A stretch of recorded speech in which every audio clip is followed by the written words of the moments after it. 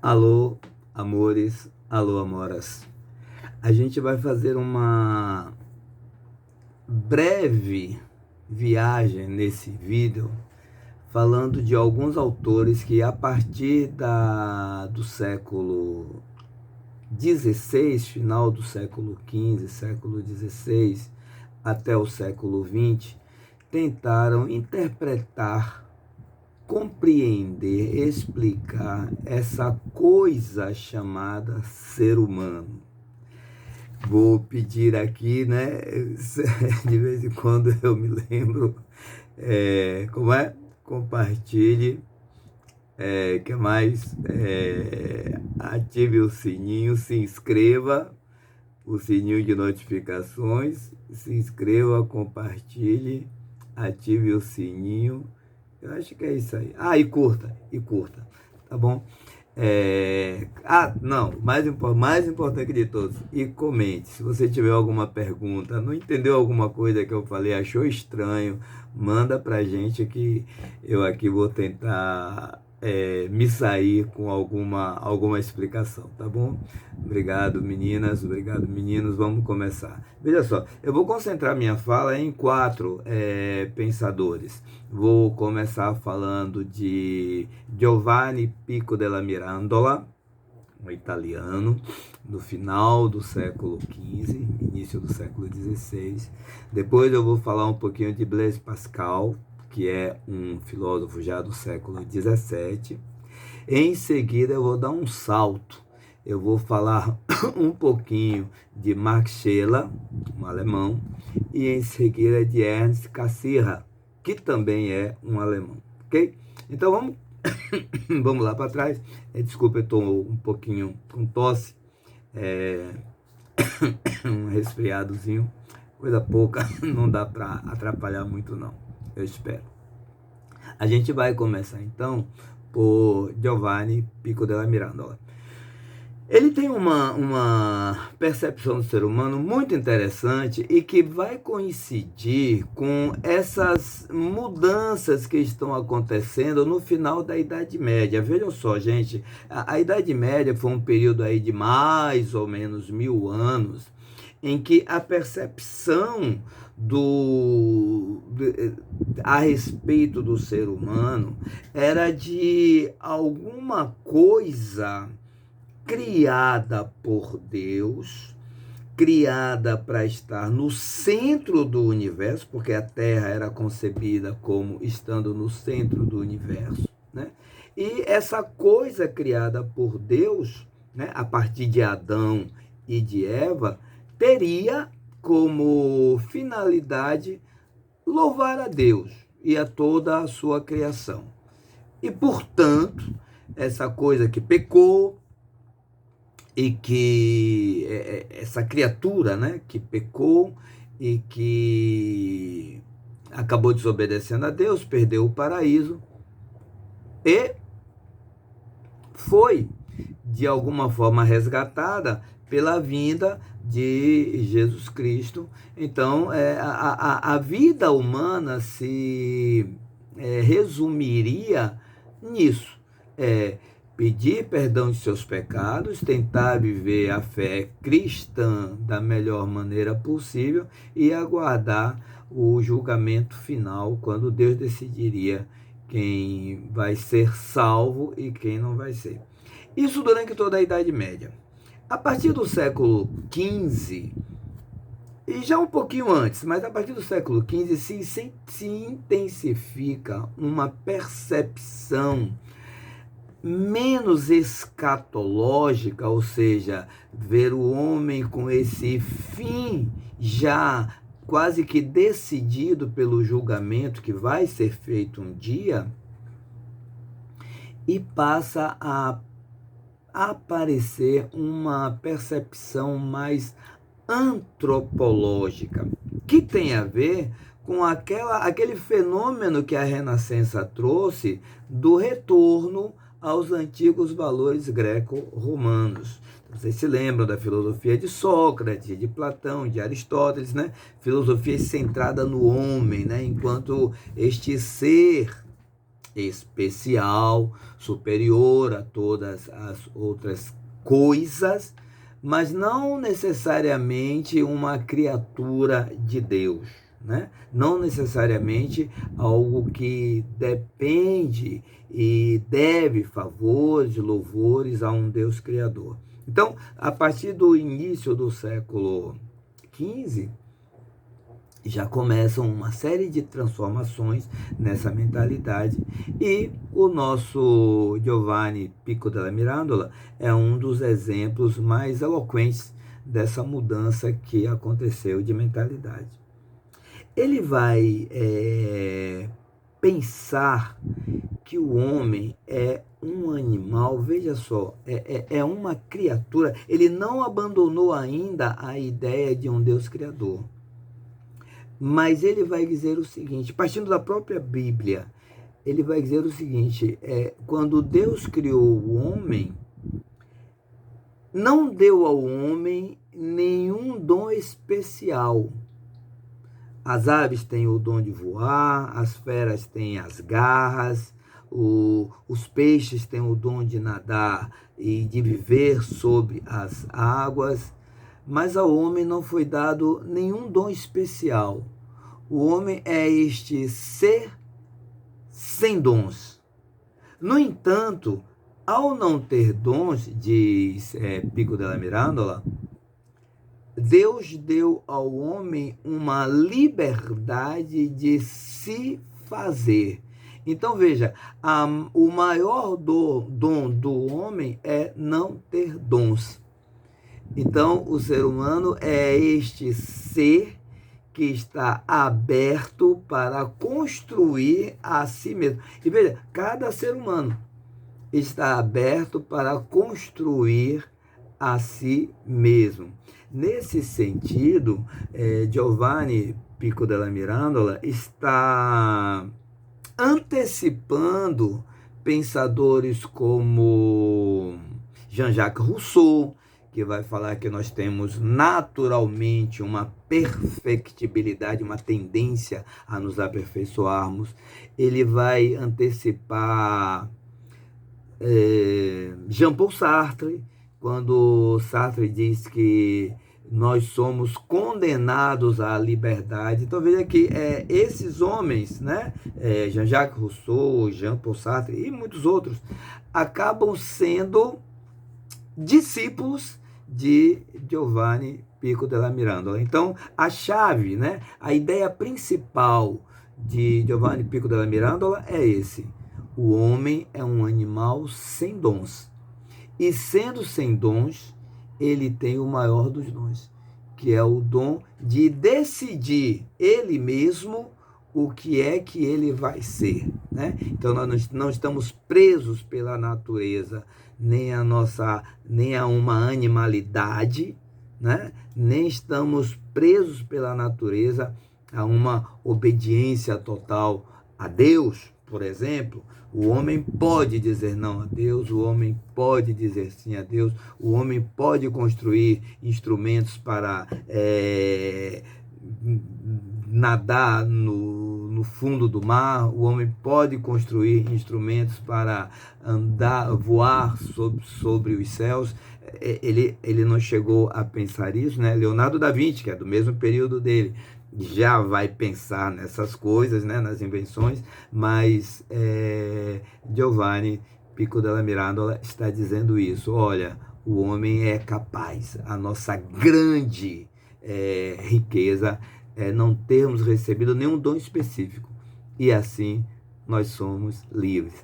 Aí vocês vejam a presença desse pensamento burguês que está chegando e que está desafiando as ideias de obediência, de submissão, né? Está aí surgindo uma nova mentalidade do homem, e está surgindo aí também a figura do indivíduo, né? Eu vou decidir o que vou fazer da minha vida. A coisa está mudando. No século XVII, Blaise Pascal, que é um matemático, vai dizer que o ser humano está entre as feras, que ele chama de bestas, e os anjos, os seres angelicais. Por quê? Ambos, fera e anjos, e vejam, vocês vão perceber a semelhança com a ideia de Pico della Mirandola. Anjos e fera têm em comum o fato de que eles não podem dizer não às suas naturezas. A fera está condenada a não pensar. O anjo está condenado a não pecar, porque, segundo Pascal, os anjos são seres tão racionais que não são nem capazes de fazer algo que os afaste de Deus. Agora, aí a gente precisa abrir um pequeno parêntese, porque vocês sabem, existe na Bíblia e na teologia cristã, existe a ideia do pecado original, que não foi uma iniciativa humana, né? Mas foi uma iniciativa do Satanás, que era um anjo que desobedeceu a Deus. Aí a gente vai ter que fazer um parêntese, ter paciência com Pascal, porque é uma pergunta boa para se fazer para ele, né? Se os anjos não podem desobedecer, como é que Lúcifer desobedeceu a Deus e virou o Satanás, né? Mas isso aí é questão para um outro vídeo que a gente poderá um dia até pensar em fazer. O negócio é pesado, Mas vamos lá. Voltando então, vamos esquecer esse detalhe e vamos nos focar no que Pascal está dizendo nesse momento. O homem está entre o animal, a besta, e os seres angelicais, os anjos. Por quê? Porque no homem existe um dado de liberdade. Olha Pico della Mirandola influenciando Pascal. E o homem, portanto, oscila entre essas duas realidades. Nós somos um pouco bicho, porque nós temos instintos, nós temos paixões, mas nós somos um pouco anjos, porque nós temos uma razão, nós pensamos. Então, Pascal diz, cuidado, porque você nem vai entrar no desespero.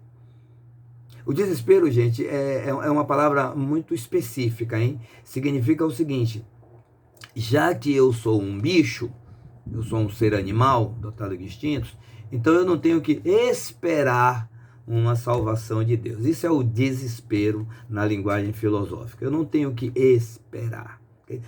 Desespero não é arrancar os cabelos, não é isso não.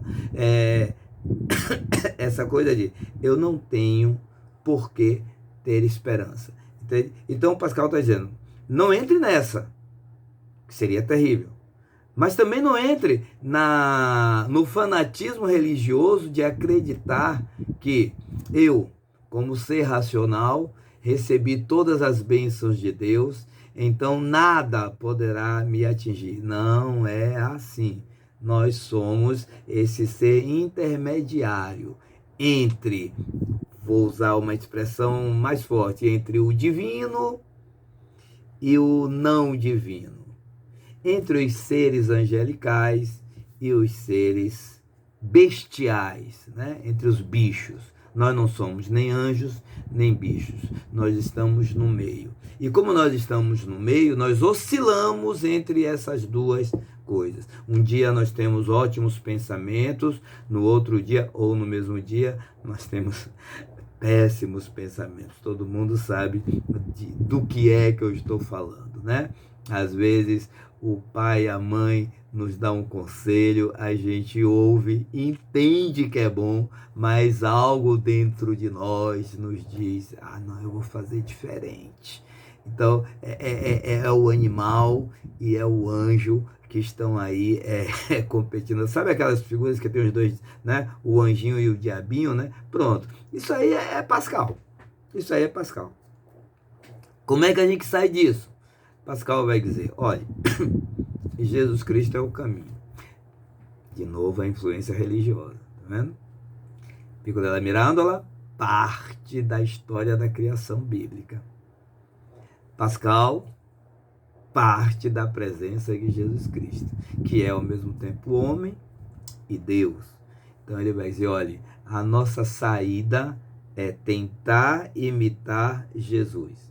Em Jesus, que ele diz que é o verdadeiro Deus, né, a gente pode encontrar este equilíbrio para não sermos nem tanto bicho, nem tanto anjos, porque nós não somos nem bichos, nem anjos.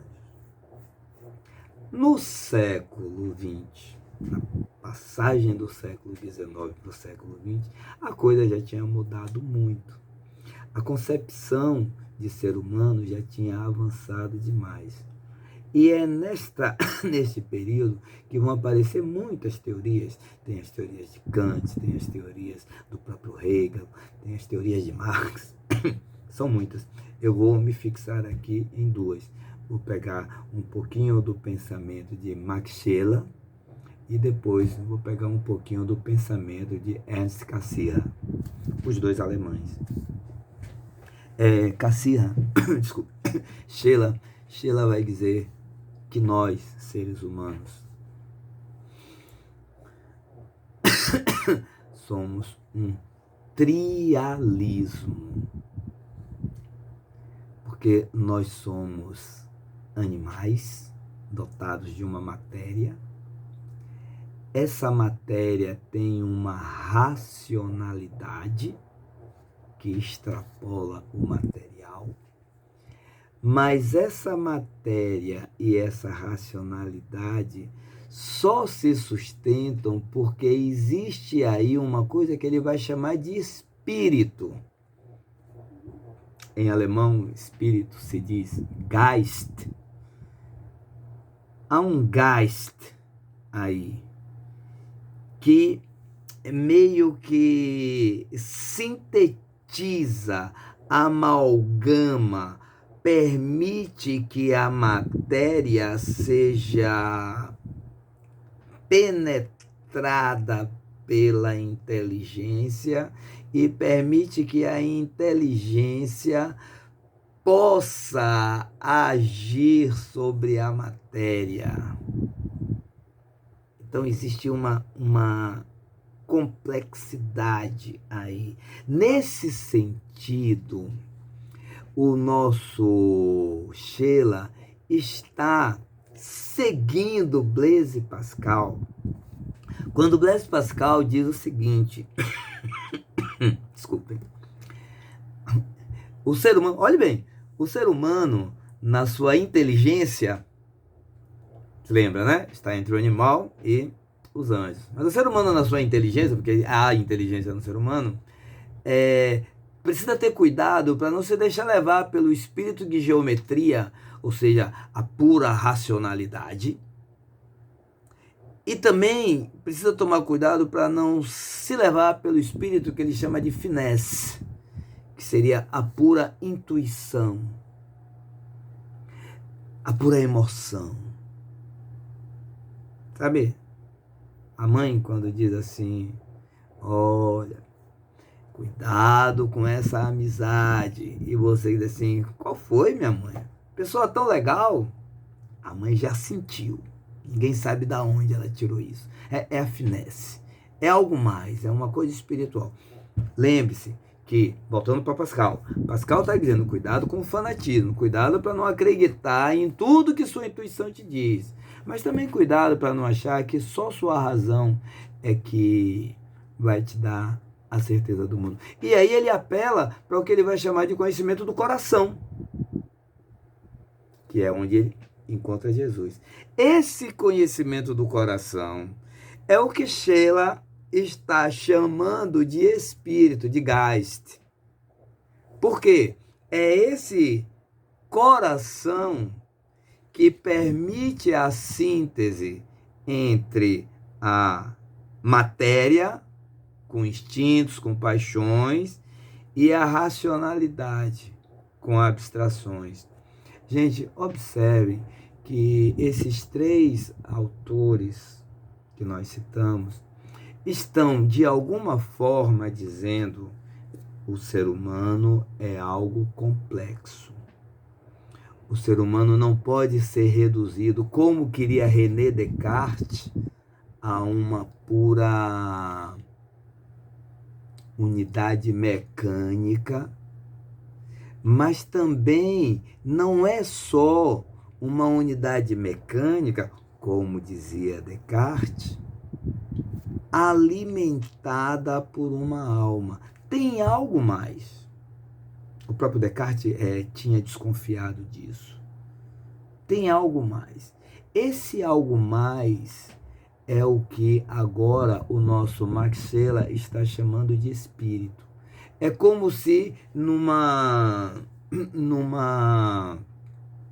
intersecção, né, do material com o racional, essa intersecção só fosse possível por causa, lembra do diagrama de Venn, né?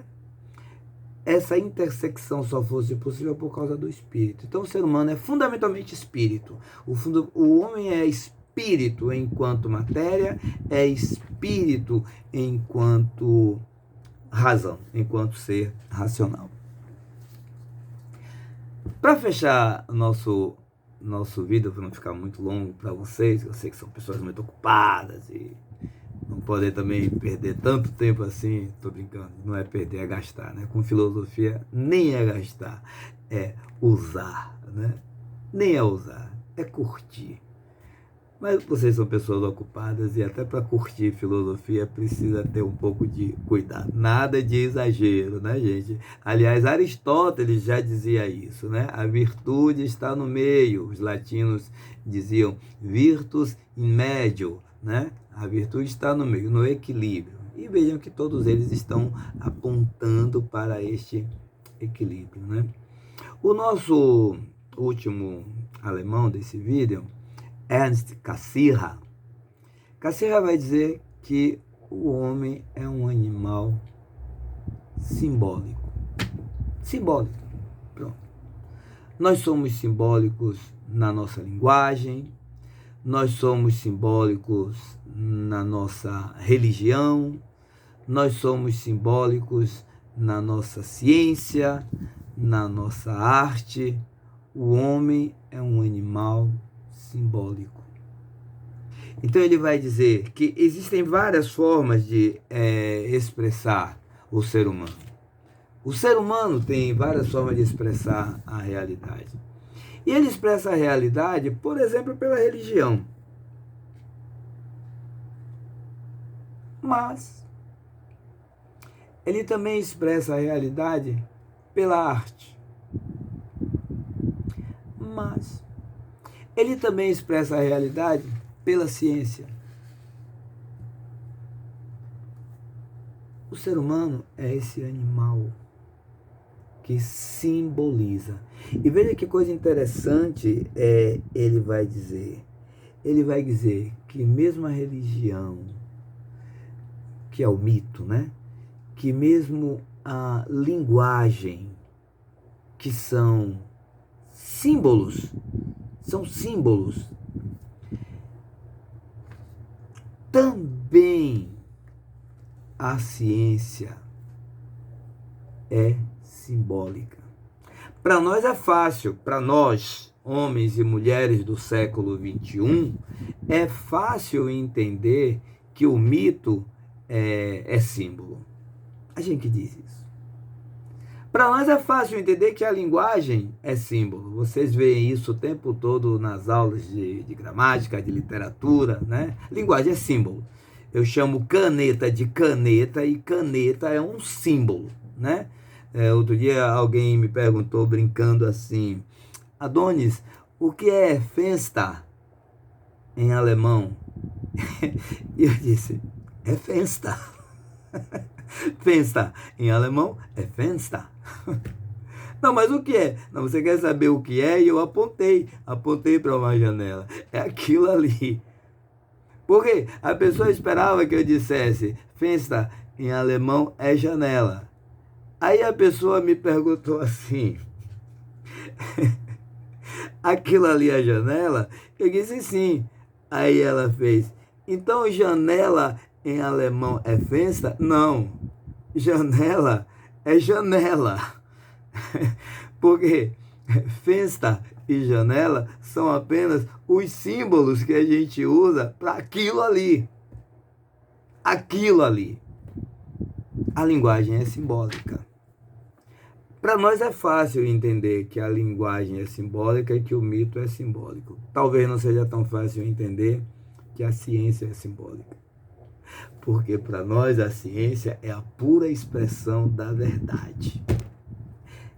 Cassira está dizendo não. Não.